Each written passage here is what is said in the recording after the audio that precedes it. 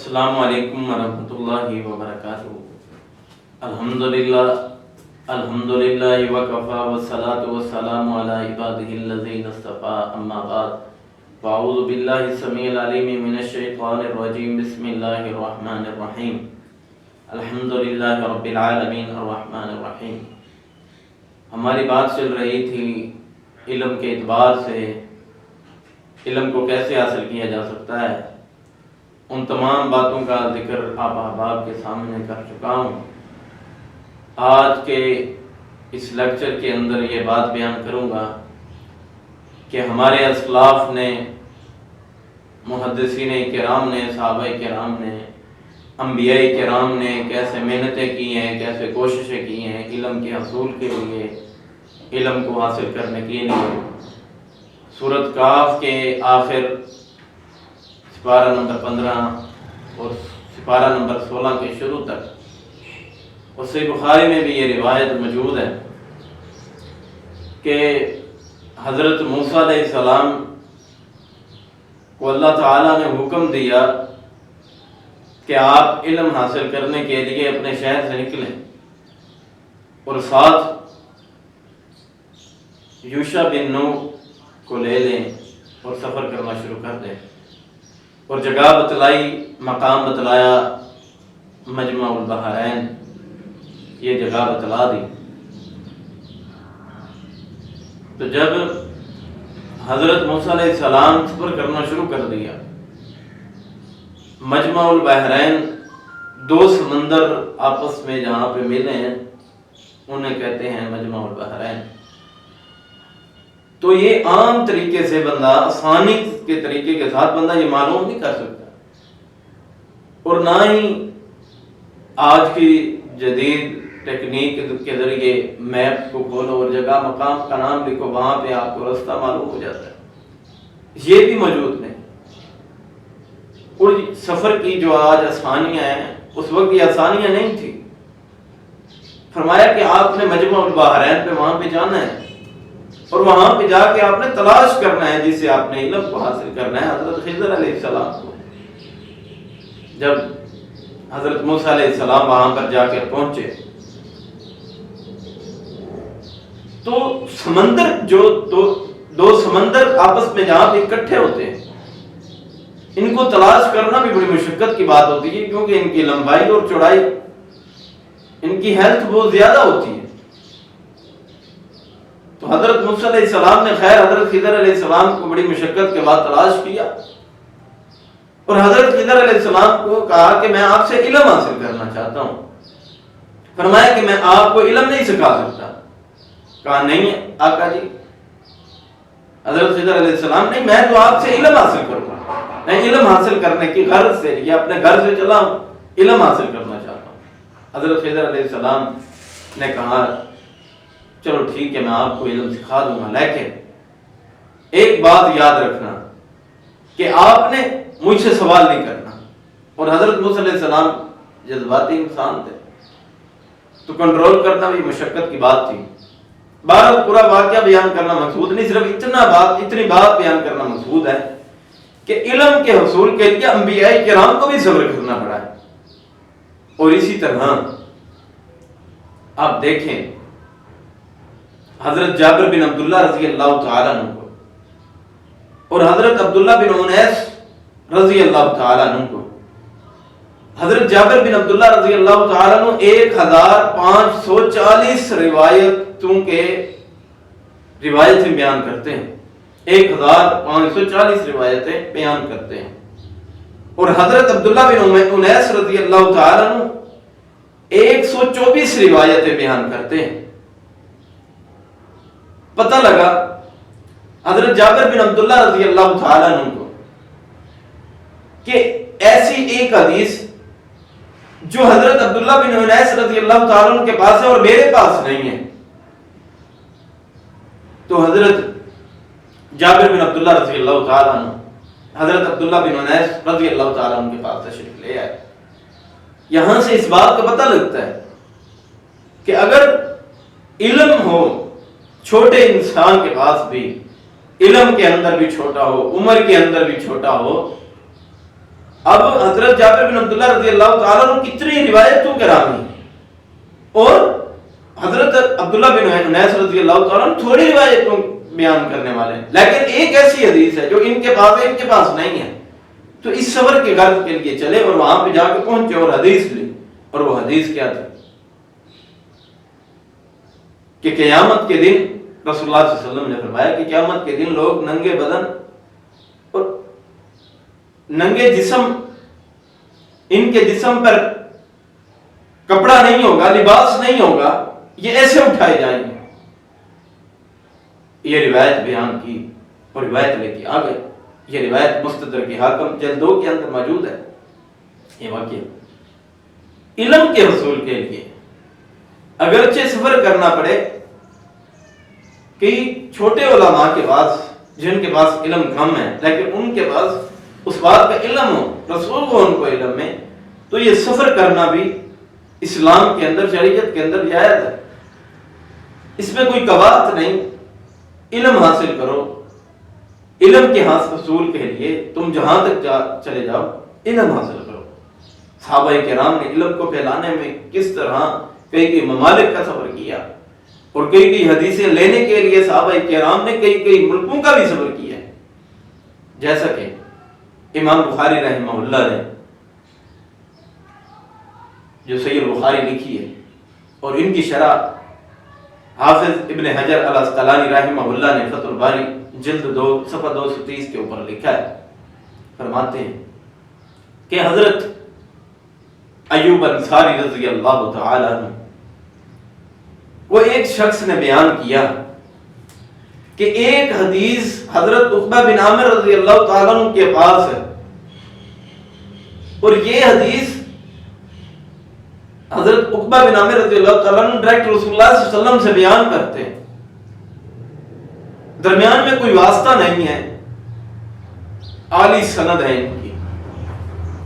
تو حضرت ایوب انصاری رضی اللہ تعالیٰ عنہ کو جب اس بات کا پتہ لگا، حدیث کا پتہ لگ گیا ہے، لیکن صرف اس غرض کے لیے سفر شروع کرنے لگے ہیں کہ وہ ڈائریکٹ راوی حضرت محمد رسول اللہ صلی اللہ علیہ وسلم سے بیان کرتے ہیں، اس لیے وہ سفر کر رہے ہیں. تو حضرت ایوب انصاری رضی اللہ تعالیٰ نے اپنی اونٹنی نکالی. اب بڑھاپا ہے، بڑھاپے کا عالم ہے، لیکن سواری پر سوار ہوئے اور پتہ لگا کہ حضرت عقبہ بن عامر رضی اللہ تعالیٰ عنہ مصر کے اندر رہتے ہیں. اب دیکھیں مصر کا سفر کر رہے ہیں، بوڑھے ہو چکے ہیں اور پھر سفر بھی مشقتوں والا، بڑی پریشانیوں والا اور اکیلے سفر کر رہے ہیں. اور پھر اونٹنی کے اوپر کتنا بیٹھنا مشکل ہوتا ہے، کبھی وہ آگے کبھی وہ پیچھے ہوتی ہے، اپنے آپ کو کنٹرول کرنا یہ ضروری ہوتا ہے. ہماری طرح تو نہیں کہ ڈیبو میں بیٹھ کے فیصل عمر پہ بیٹھ کے سکون کے ساتھ بیٹھے اور سو گئے. آج تو سفر میں آرام دہ پیدا کر دیا گیا، سفر میں آج سکون ہے، لیکن اس وقت کو دیکھیں جب سفر کے لیے مسائب پریشانیاں ہی پریشانی ہوا کرتی تھی. جب مسائب سے عبور کر کے صحابہ کرام نے علم حاصل کیا ہے. حضرت ایوب انصاری رضی اللہ تعالیٰ عنہ نے 6 ماہ کا سفر کیا ہے اور پھر جا کر پہنچے ہیں مصر کے اندر اور پھر پوچھتے ہیں، مساجد میں اعلان کرتے ہیں کہ کہیں حضرت عقبہ بن عامر کسی شخص نے دیکھا تو مجھے بتلائے. اسی طرح پوچھتے کرتے کراتے تلاش کرتے ایک آدمی کے پاس پہنچے جائے اور اسے جا کے پوچھا کہ آپ حضرت عقبہ بن عامر رضی اللہ تعالیٰ عنہ کو جانتے ہیں؟ فرمایا ہاں میں جانتا ہوں. فرمایا جو فلاں مقام کے سامنے فلاں شخص جو کھڑا ہے وہ حضرت عقبہ بن عامر رضی اللہ تعالیٰ. خوشی کے اظہار آ گئے کہ حضرت عقبہ بن عامر رضی اللہ تعالیٰ عنہ مل گئے. تو جا کر پہنچے حضرت عقبہ بن عامر رضی اللہ تعالیٰ عنہ کے پاس جہاں پر وہ کھڑے تھے، اپنی اونٹنی سے نہیں اترے. فرمایا کہ ایک حدیث ہے آپ سے اور حدیث بھی بیان کی. تو فرمایا کہ وہ حدیث میں آپ سے لینے آیا ہوں کیونکہ آپ نے رسول اللہ صلی اللہ علیہ وسلم سے سنی ہے.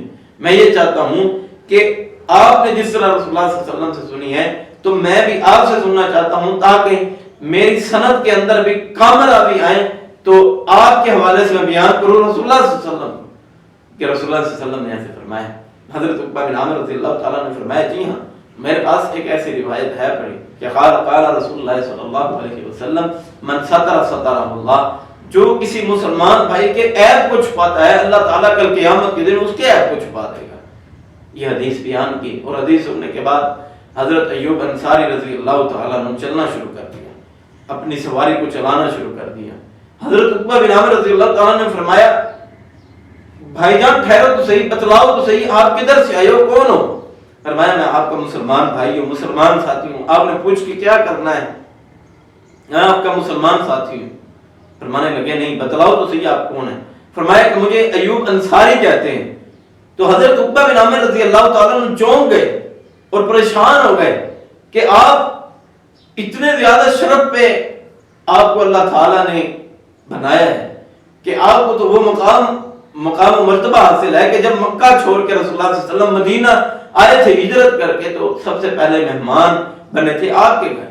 اور حدیث اور بیان روایات میں بھی آتا ہے کہ حضرت عقبہ بن عامر رضی اللہ تعالیٰ عنہ جو کھانا رسول اللہ صلی اللہ علیہ وسلم کو پیش کرتے تھے رسول اللہ صلی اللہ علیہ وسلم کو وہ کھانا جو بچا ہوتا تھا پھر وہ آپ بھی کھا لیا کرتے تھے، خود بھی تناول کر لیا کرتے تھے.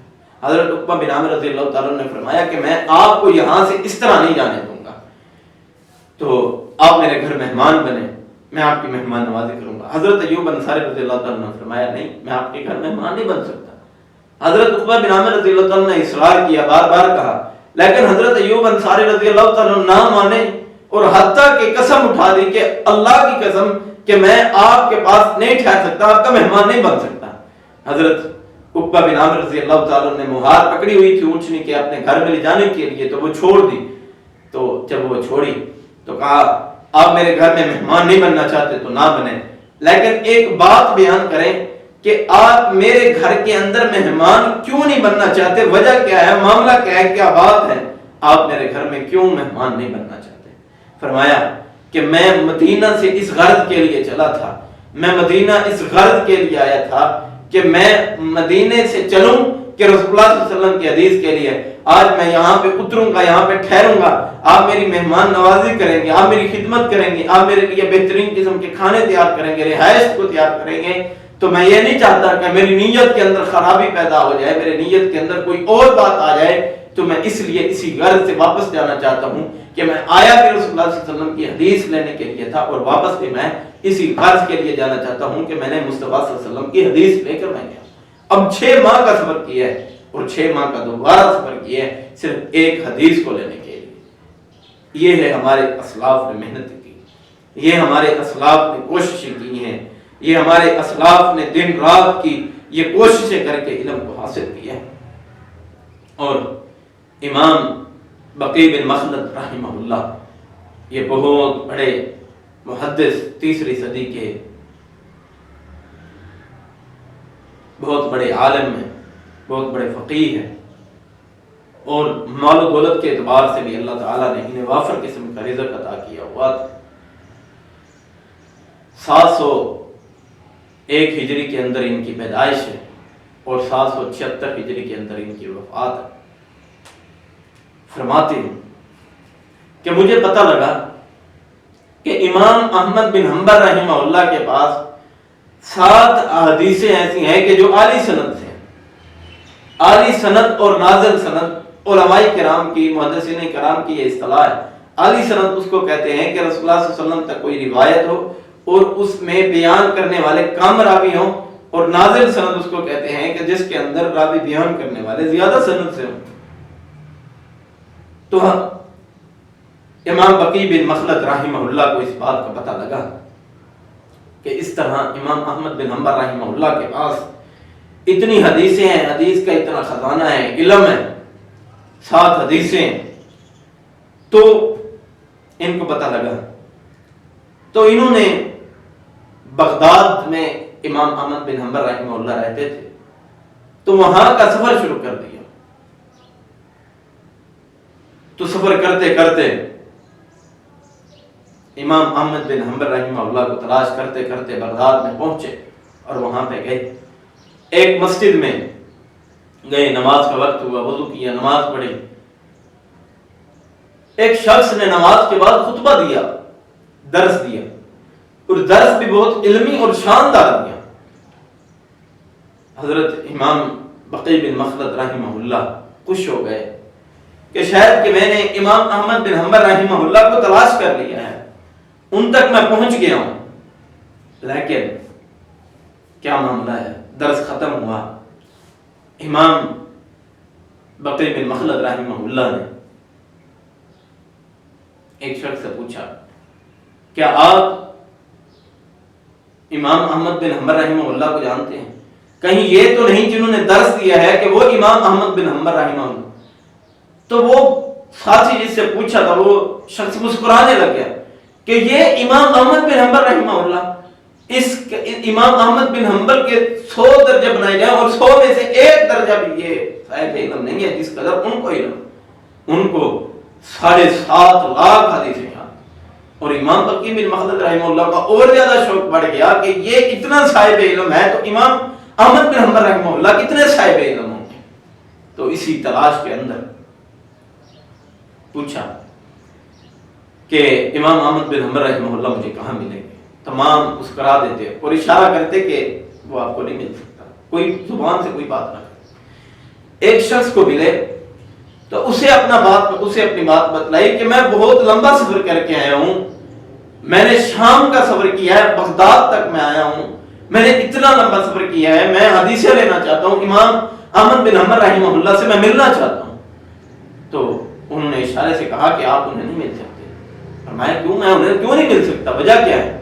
پریشان ہوئے، کہا کہ آپ انہیں اس وجہ سے نہیں مل سکتے کہ انہوں نے وقت کی حکومت کے خلاف ایک ایسا فتویٰ دیا ہے تو حکومت نے انہیں نظر بند کیا ہوا ہے۔ کہا کہ مجھے جگہ بتلاؤ، میں ان کے پاس جانا چاہتا ہوں۔ اشاروں سے جگہ بتلائی کہ اس طرح جانا، فلاں گلی سے فلاں گلی سے ہوتے، آگے پولیس والے بیٹھے ہوں گے، پولیس والے جہاں بیٹھے ہوں تو ان کے سامنے جو گھر ہوگا وہ امام احمد بن حنبل رحمہ اللہ کا ہوگا۔ اللہ اکبر۔ اسی طرح امام بقی بن مخلد رحمہ اللہ نے سفر کرنا شروع کر دیا، اور سفر کرتے کرتے وہاں پہ جا کے پہنچے جہاں پہ وہ پولیس والے بیٹھے تھے، اور جا کے کہا کہ میں امام احمد بن حنبل رحمہ اللہ سے ملنا چاہتا ہوں۔ انہوں نے مارا پیٹا، ڈنڈے لگائے، کہا کہ تم امام احمد بن حنبل رحمہ اللہ سے ملنا چاہتا ہے، لوگ تو ان تک سلام نہیں کر سکتے، آپ ملنا چاہتے ہو؟ مارا پیٹا اور بٹھا دیا۔ امام بقی بن مخلد رحمہ اللہ دور جا کے بیٹھ گئے اور دیکھنے لگے، اور تھوڑی دیر گزری، دوبارہ آئے، دوبارہ یہ معاملہ ہوا، پولیس والوں نے مارا پیٹا اور پھر دوبارہ جا کے بیٹھ گئے۔ جب شام کا وقت ہوا، اندھیرا چھا گیا،